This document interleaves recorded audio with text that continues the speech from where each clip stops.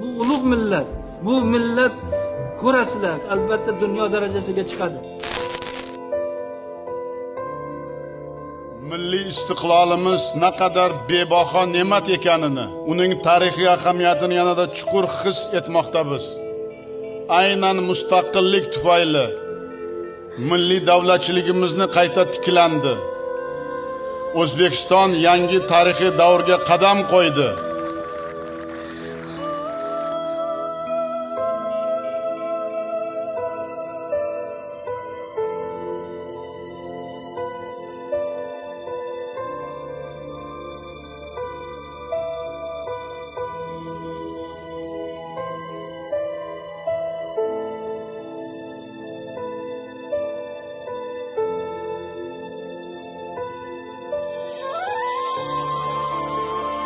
Mustaqillik sharafimiz, shonimiz.